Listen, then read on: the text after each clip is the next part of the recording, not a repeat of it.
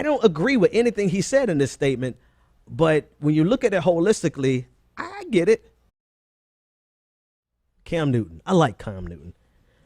I still like him even today. So Cam Newton did an interview with GQ magazine, photo shoot, everything, the whole spread, sharp, great shots, looked good.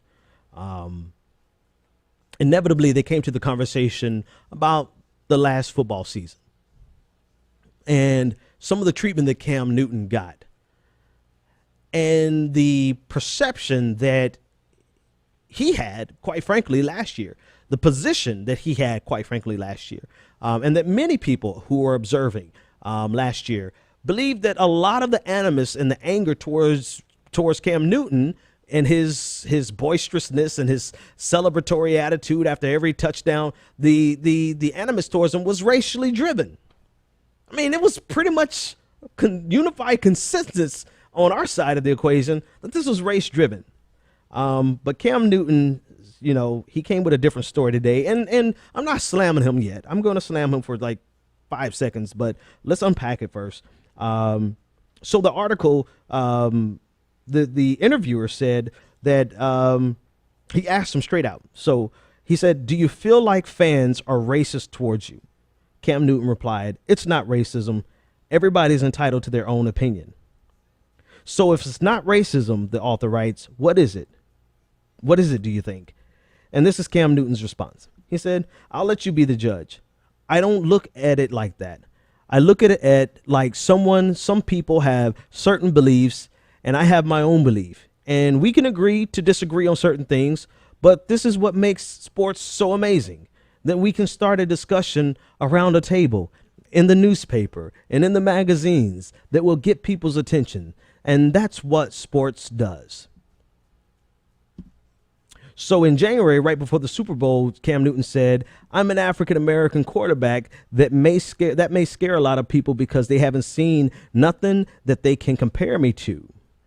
And Cam Newton said, "I don't want this to be about race." He said, "Because it's not. It's not. Like, we're beyond that as a nation." I don't want this to be about race because it's not. It's not. Like, we're beyond that as a nation. All right, so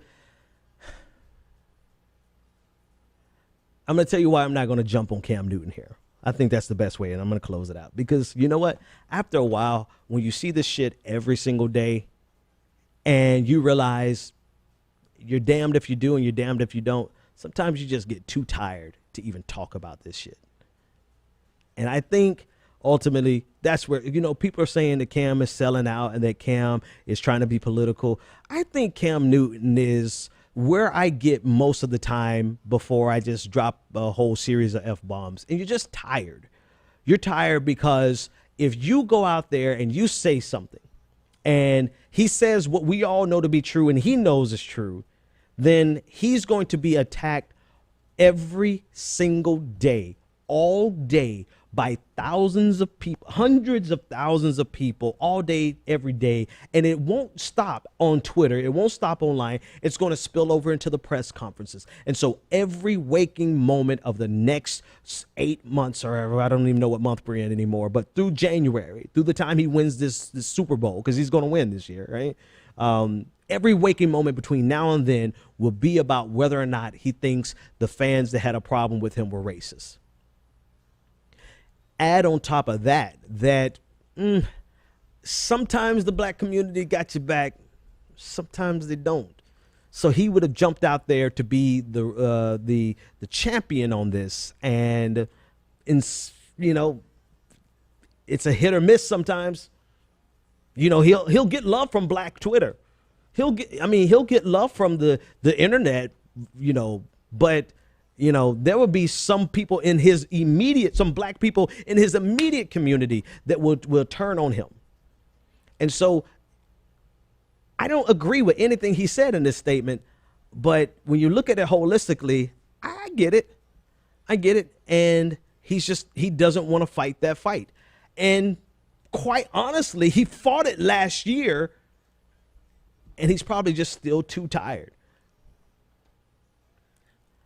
So that means the rest of us, you, me, people who see it, people who live it, people who don't make millions and can live separate from some of the effects of it, the rest of us, we should still fight it. Even if he's too tired to fight it. We don't have to fight it on his behalf, but we don't have to take this. This is not the statement of, this is his reality. This is not our reality. His reality is he just doesn't feel like fighting it anymore. And this is the only thing that makes me mad about this, is the fact that he is battle fatigued and isn't willing to fight it anymore. Because the rest of us, we don't really have a choice, right? We can't escape from it. We don't make enough money to live separate from it. The only thing that made me mad about this was that I could see he visually threw in the towel and just doesn't want to talk about it anymore. Not that he's blind to it, not that he doesn't think it's racism, but he's not going to give voice to this problem that's going to dog him 24/7 for the next several months. That's the only thing that made me mad.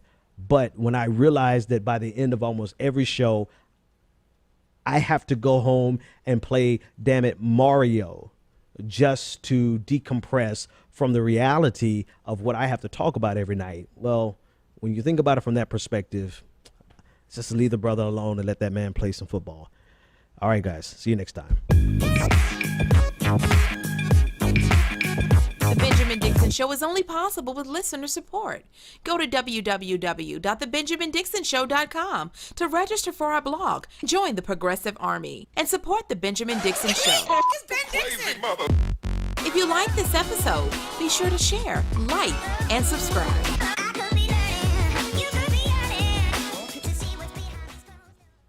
Consider becoming a Patreon. Go to www.patreon.com/The BPD Show and support The Benjamin Dixon Show.